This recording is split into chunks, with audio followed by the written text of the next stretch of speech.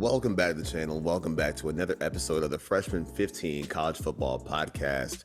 Right back to talk college football in about 15 minutes. And we are coming off of week 0, now into the official start of the college football season. So a major big way we started off with a bang. So don't want to mess around, waste too much time here on the Freshman 15. We're going to hop right into it with my co-host, Tyler. Tyler, what is up, my man? Not much. Week 0 was pretty fun, pretty lackadaisical. There's a couple big games, but they went the way that we thought they were going to go. So I'm excited to get into this week 1 because there's a really big matchup that I think everyone's going to talk about. Agreed, man. So yeah, man, you know what's funny is I think going back to week 0, a lot of people, when it comes to week 0, like I told you last week, people don't really get hype about it because it's not big enough for them. Right. Even playing a game at a high school stadium, that kind of like somehow softens the excitement. But for me, just kind of watching these games, it kind of went like we expected to kind of go down. But there was still a lot of fun watching those games last week. Oh, absolutely. Like I'm not gonna front. Like it was fun.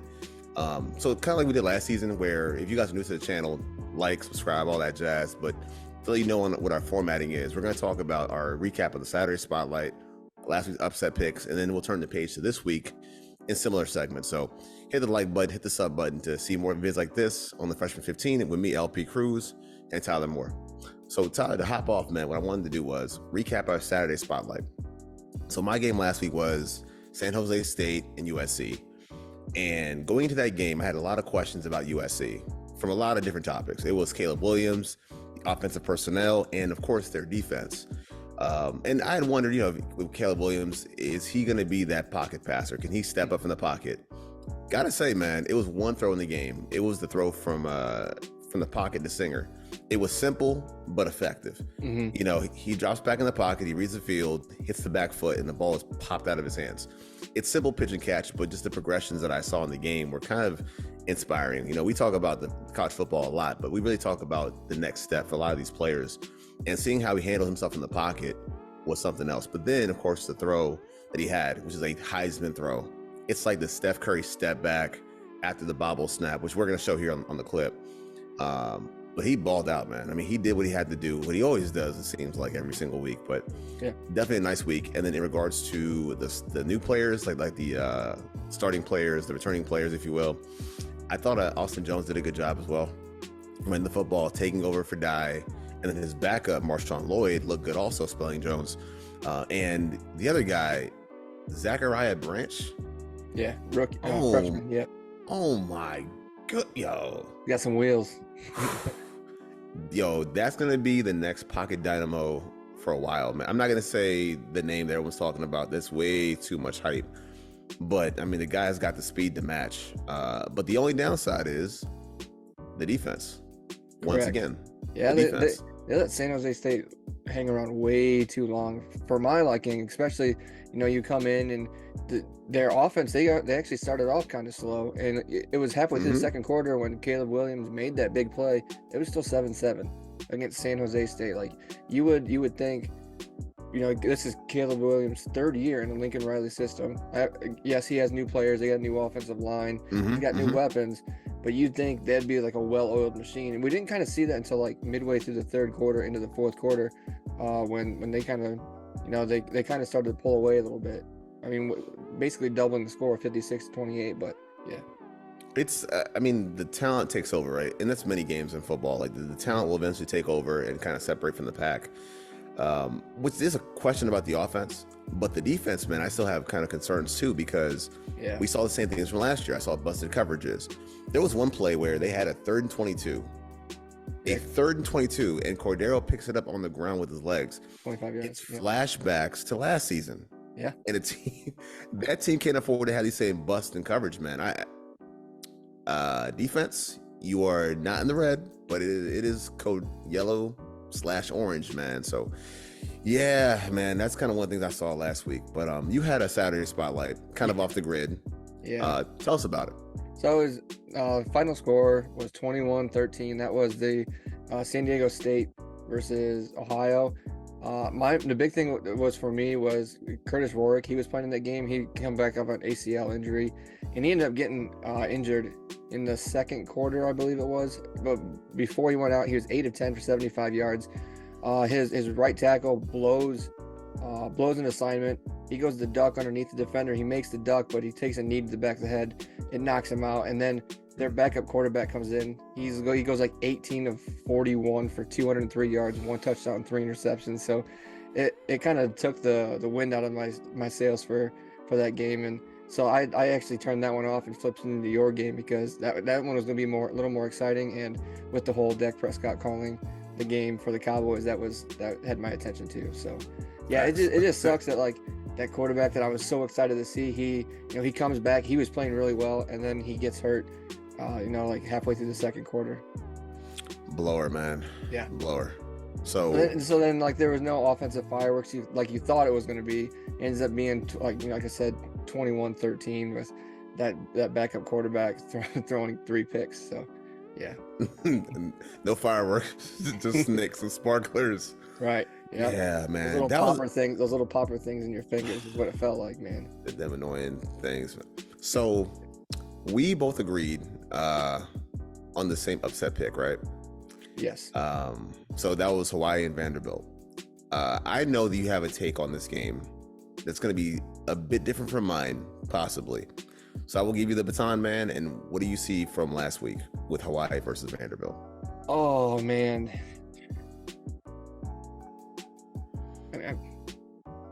I don't even know what to make of it, man. So here's what I got, man. And let's see what you think about this, right? So I walked into that game, right? So I put money heavy on Hawaii. Not heavy, but I mean substantial. Like, you thought they were going to cover. Yeah, you thought they were going to cover. And the thing is, when I walked into that game, I said, well, they're going to cover based on their running game. Mm-hmm. Like, they're going to run the ball. Hines is going to have a nice day. It went totally in the opposite direction. I won't lie to you. The game was competitive. It was competitive.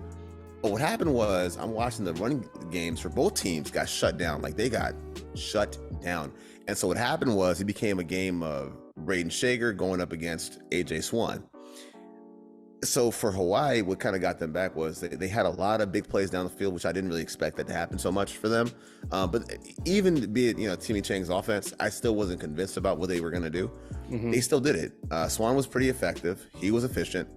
And then you had the big plays from Jaden McGowan, with the kickoff return, a huge play down the sideline. Mm-hmm. They got that game in general had a lot of explosive plays that I didn't expect to have happen.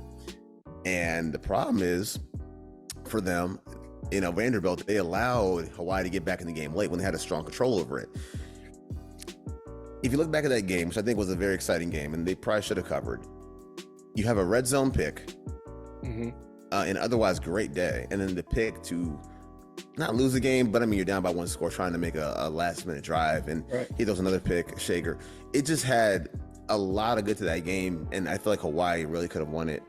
Again, exciting game, entertaining game. I just hate missing upset picks, man. It just pisses me off, but for obvious reasons too. But yeah, man, I mean, that was one of those games I would say that kind of did them in. So yeah, that's last week. Now, for one more segment of last week, in your book, I'll go first. I think I'm going out of the box here. Okay. So in the next segment, we have who either helped or hurt themselves last week. And you better not have this guy on your bingo board. No way. Because here's what I got. Right. And talking about week 0, because week 0 I think it's cool because it allows people to kind of see guys who are not normally on your TV screen. Right. Like smaller schools take effect. They got a showing. My guy's going to be Smoke Harris from Louisiana Tech from last week. And here's why. I mean, he played against FIU. He had 11 catches, 155 yards. He had, a big play across the middle. He's like one of those new age guys that, they're smaller slot guys. He's got a lot of wheels. Like the size speed combo is not too dissimilar from like a Calvin Austin from Memphis a couple years back. Yep. Not as physical, but a similar kind of built guy. And, like a friend of the show, Massey, was telling us, we should have a freshman 15 watch list for prospects going to the draft. And he might be the first name on that list, man. I mean, he's not going to get talked about a lot, but games like this will earn him some kind of shine for later on in the draft process. So I think a guy like Smoke Harris coming up big, small man, big game, I give him that, man. Definitely helped himself out a lot last week. So who's your guy either helped or hurt themselves last week? Mine isn't a guy. Mine is a group of people, and it's the Caleb Williams bandwagon for Heisman. So I took that one because, you Mm-hmm. look at this game, and we talked about just the, the beginning of this where, he played well, 18 and 25, 278, 4 touchdowns. And it seems like a kind of a pedestrian day for him because, you're used to seeing him throw like 350, 400. But you always see him beat up on these little teams. Mm-hmm. And so if you actually watch the games like that day, my guy, Sam Hartman, I think he played better than Caleb Williams did. He played a better opponent in Mm-hmm. Navy. I say a better opponent in Navy, but Navy, I would say they are a better opponent than San Jose State. Caliber. Going up in there, yeah. He goes Caliber. in there, first year in the system, and he just takes complete control over this. But Mm. so then Twitter is going crazy for the Sam Hartman during that game, and then all of a sudden it's Caleb Williams' show, and everyone's talking about Caleb Williams, and he makes that crazy throw, like you said, that Heisman throw, and everyone is putting him in. He's a mix between Josh Allen, Patrick Mahomes, Yeah, and that was some Lamar hot stuff, Jackson. man. I'm like, yo, man, you guys got to calm down. Like, he does this stuff against these opponents, but now Notre Dame looks like they could be formidable because they held Navy, which ran the triple option for some reason, to 3 points that entire game. They let them basically kick that field goal at the end. So they have Notre Dame on the schedule this year, and then they have Washington, Oregon, and then Caleb Williams kryptonite in Utah, and that's October, November, and those go. I think it's like Notre Dame, Notre Dame, Utah bye week, then Washington, Oregon. Like, that is a tough stretch with very good offenses, and Go ahead, say it. that defense ain't very Uh-huh. good, and he's gonna have to make play after play after play after play against some pretty stout defenses. So, but for this, like, week 0 helped escalate him above everyone else when I think Sam Hartman played better than he did in the first place. So if I'm catching what you're saying, you're basically saying that what do they call it? Pyrite, that fool's gold. Yeah. So it's almost that player pyrite where people are gonna believe that, hey, his candidacy is even stronger from week 0 based on who he beat up against. And you kind of watch Hartman and those components of like stepping into a new offense, kind of taking the reins. The people that really are kind of like feet in the dirt with this have talked about Hartman going to Notre Dame. I mean, Wedge, like, they really talked about him out of that system, and now what happens when he's in a more conventional style for college sake, a more conventional offense. Him dotting that team up and passing those colors like that, I mean, it definitely makes a big mark on it. And yeah, I agree. The gamut he has to run against and it's during Heisman season too, man. Like, Middle of October, beginning of November. Yep. That murderous row of quarterbacks, and you don't have a defense to go with it. Yeah. I can see that, man. I definitely can see that. So we're gonna kind of change gears, man, to this week because for those that don't know, man, it is. I mean, I barely remember because I work so much. But those that don't know, it's Labor Day weekend. Yeah. So we got a lot of games happening. We got games happening Thursday, and at the time you guys will see this video, it'll be hopefully tomorrow, Wednesday, if not Thursday, the day of the Thursday Throwdown. But we got games stacking on the schedule. We have games Thursday, Friday, Saturday, Sunday, and Monday too. Yep. So a full slate. So it's hard to kind of pick these. And so you guys know, when we pick the Saturday spotlight, we use that term very loosely sometimes. So this is the very loosely. It's the game to watch this weekend. Yeah. So Tyler, man, I'll hand it off to you first. What game out of many games? What game is your Saturday spotlight? So right before I get to that, some big news that came out today. Ohio State. Ohio State, like I said before a couple weeks ago, they named Kyle McCord their starting quarterback, but Devin Brown is going to play snaps in that game, so they're going to probably run a two quarterback system, and then I imagine like the real starter will play against Notre Dame week 4. I mean, you have basically 3 weeks to figure out who you're playing, but like, to go off top of that, Alabama hasn't named a quarterback yet, and I think it's leaning towards Jalen Monroe over Tyler Buchner from the Notre Dame transfer.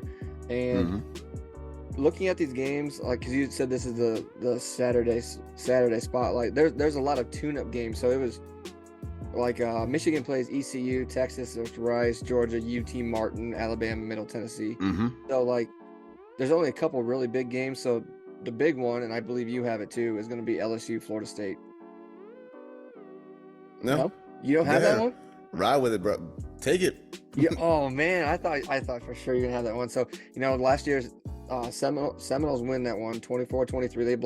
They blocked that field goal the very last second as time runs out right after LSU scores a touchdown. Everyone's going crazy, but Jaden Daniels, he comes back now. He's in that second year of Brian Kelly's offense. He gets better as the year go on. They beat Alabama and for the SEC West championship. So then they go on and play against Georgia, and now they're playing against Florida State, who brings back Jordan Travis, who is also a potential Heisman candidate, as well as Jalen Daniels. And now he brings in transfers Keon Coleman, wide receiver, and Jaheim Bell, tight end. So now their offense is firepower. And then we all know LSU has firepower. They have a good backfield. They have Neighbors as their starting wide receiver. So we're going to see a lot of firepower in this game. Both teams have a lot riding on this game because both teams are competitors for their conference championships. And basically, whoever wins this, it kind of really doesn't matter to me, but this is a college football fan's wet dream, is like this game, week 1. Yep. Let's go. So, and this is why, man, I use the term Saturday Spotlight in air quotes a little bit, because usually those games kind of refer to like the marquee matchups, right? The SEC 3:30 games and all that other stuff, or the night games and stuff like that. You said that game is a college football fan's wet dream. Well, I'll tell you what, man. For me, the one that I like, and here's one I'm really into, man. It is a noon game on Saturday. Okay. Don't say that very often. That we usually do not do this. But the Saturday Spotlight for me is a noon game, and it is Colorado and TCU. Yeah. Now, here's the deal, man. And this is where all the hype hits the field, because there's been a lot of talk about Coach Deion, Coach Primetime at Colorado. Good and bad, right? Yeah. Good and bad. People don't like his style. He's a little bit abrasive. He's brash. But he doesn't care. Right. He does not care what you think about him. And I think for people that are kind of, let's put it like this. The way sports are navigated these days, the lightning rod or the polarizing theme pays off, right? Polarizing pays. And Deion Sanders is as polarizing as you can be. Mm-hmm. Think back to the 90s when he played in the NFL. That's what he was. He was exciting. He was brash. He was in your face about it. And he was polarizing. That's what he brings to the table as the coach of Colorado with the Buffaloes. And I think that's a good thing. It's good for college football. And for that conference right now, it's even better. And I would hate to repeat myself with USC, but I think it's the same thing. It's TCU, and can you restore what you've lost? Can you replenish what you don't have anymore? Yeah. And you think about what they lost. They lost 8 really good players to the NFL alone, and that would include Avila, Kendre Miller, Quentin Johnson. It's a lot of talent lost. So it kind of brings them back kind of even. Mind you, the team that's ranked is TCU in this case at 17. Yep. So that said, they still got talent though. Like they have Savion Williams, they got Jared Wiley still around. They added JoJo Early from Alabama. Plus, remember, before he got hurt, the starter was going to be Chandler Morris. Yep. He was the guy at first. He's their starter now. And now he's there. So I think this game, man, it's got a lot brewing to it. Even the Kent State coach now, the coordinator, the OC for Colorado, they got so much going on. And I think this game has that kind of star potential. If you really look for it, it's there. And I know I'm rambling off like stats here, but Shedeur Sanders, who's a terrific talent as an HBCU quarterback, Travis Hunter, the two-way guy that made Nick Saban hot, things like that. He plays cornerback and wide receiver. It's like a throwback to Bailey back at Georgia in the 90s. And coached by Deion Sanders to boot. That's like premier top tier swag, man. That's cool as I don't know what. I think that's the game for me that's going to be a banger, and it's Deion back in Dallas against TCU. So Coach Primetime in a primetime slot for me, and that's my Saturday Spotlight. Yeah, so rolling into your next segment, that was my upset special. Was Colorado beating TCU? Coño. All right, cool.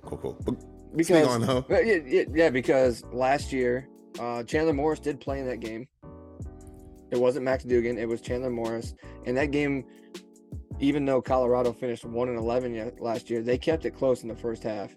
And like you said, last year, TCU, it was almost like it was Fugazi with them. They had so many late game heroics with Max Dugan just using his legs. There's that iconic series where he's running all the way down and then he falls to the ground. He can barely stand up. And then, but you lose him, and like, obviously he just got cut today from what we've seen from in the NFL, but you know, for that team, he was good. He did what needed to be done. But like, does TCU still have that magic? You know, they lost Quentin Johnson, like you said. They lost Kendre Miller. Like, can they withstand that talent influx that Dion brought with him? Because they had like 50 transfers. I don't know how many of them actually stayed, but all that talent comes in because they want to play for Dion. And are they going to be able to withstand like that? Because that's going to be a lot of emotion. You know, Dion has like you said, like that's why it's your Saturday spotlight. There's going to be so much emotion in that game, and the reason it's my upset special is because, like I said, Colorado was 1-11 last year, and a lot of people are saying, you know, Dion might win like 6 or 7 games, but this could be one of them against the top 25 team and get him off on the right foot. So that's why it's my upset special. I like it a lot, man. I mean, for TCU, it's like that new edition song. I mean, can you stand the rain? Because I mean, it could pour down out there, man, for them based on the talent disparity that we perceive. Right. So to kind of wrap the show, man, I'll take the other half of this segment, our upset special. I'm gonna try to give you a clue, and the listeners out there, man. Who's one quarterback that we rag on? That everyone seems to rag on. Ujulari. Quarterback, yeah. Ujulari. Clemson's old quarterback plays for Oregon State now. No. This one's probably a bit more under your nose, man. JJ McCarthy? No. I don't know, Kate. I don't know. Check this one out. Okay. So my upset pick actually is South Carolina over Spencer North Carolina. Spencer Rattler. Yes. Yeah. Yes. Hate that guy. And you know what though? And this is why I'm gonna go with them. Here's exactly why. And I know I'm shooting off vibes here. I don't have much like stats and numbers to go off of. I promise you guys out there, I won't be as long-winded on this one. But what makes this one for me an upset pick is the way many of us perceive Spencer Rattler. Because he's like wildly inconsistent. Yeah. As a quarterback. Yes. Super inconsistent. The problem is though, well, for North Carolina, is that on the wrong day, on the wrong night, he can get you. And he did it to Tennessee last year too. Right. So I think while Drake May is an exceptional talent, going to be one of the top picks in the NFL draft, and can put up crazy numbers. We talked about crappy defenses. We did with USC. I think that Carolina is even worse as a defense. No, and yeah, I think they're even worse, man. And here's why I tell you that. They were dead last in scoring last year in the ACC. Here I go lying about me spitting off numbers, but here I go. Same defense that gave up 61 points and barely escaped Appalachian State last year. Like that was a crazy shootout. And the same defense brings back the same coordinators or whatever this mess is, of course, co-coordinators, Gene Chizik and Thigpen. So you got the same brain trust with the same defense, and nothing changes at all. With no pass rush to speak of, and a quarterback that can dice you up if given the opportunity. I just think, like I said, we made jokes about Rattler, and I get it, they're funny, but that game last year tells me a lot. And we talked about Jaheim Bell, who they lost. Well, they also get back the tight end Trey Knox from Arkansas as a transfer, and Antoine Wells. So I think it's just for them, for the Gamecocks, it's right place, right time. They're not going to be much this season, in my opinion, but for this game, right place, right time, and they get my upset pick. Yeah, and North Carolina has a new offensive coordinator because Paul Longo went to go coach at Wisconsin with Luke Fickell.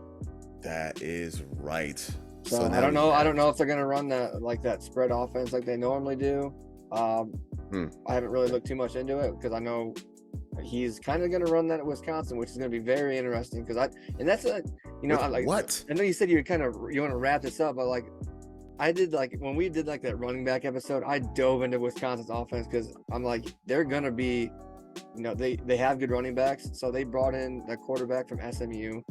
So I guess Wisconsin's going to be a fun game to watch, fun team to watch this year because Luke Fickell said they're going to do what they normally do at Wisconsin, but a little bit different. So I don't think they're going to do like the whole Barry Alvarez, I'm going to run it, 50 times down your throat. I think that they will incorporate like a spread offense concept and just choose when to run a little bit better. And that could be lethal because Wisconsin always has good linebackers. They usually have good safeties, and their offensive line and tight ends are always good. And they just brought in 2 wide receivers, I believe, along with that quarterback. and they have one of the best running back duos in the nation. So that offense could be scary good with Luke Fickell coaching them. So you compliment your whole team that way. Yeah. And yo, And I mean, I like I said, I wasn't planning on talking about Wisconsin, but that's a team that could be like sneaky good this year. So maybe push for the Big Ten championship. Yeah, because they're on the other side of the bracket, so they would play against like Iowa, Northwestern, Minnesota. That's those guys. And then you have the Ohio State, Michigan, Penn State, Michigan State. Those are the other four on the other side that will compete. But yeah, there's an avenue for them for sure. Also, guys out there, there's an avenue to get this merch too, guys. So don't forget the Freshman 15 merch as well. And once again, hit that like, hit that sub button. Tyler playing Vanna White on the set. But yeah, believe me, take it from me, buy it from him. Hit up us on the Freshman 15. As always, guys, thanks for watching. I'm LP Cruz. This is Tyler Moore, and peace. Peace.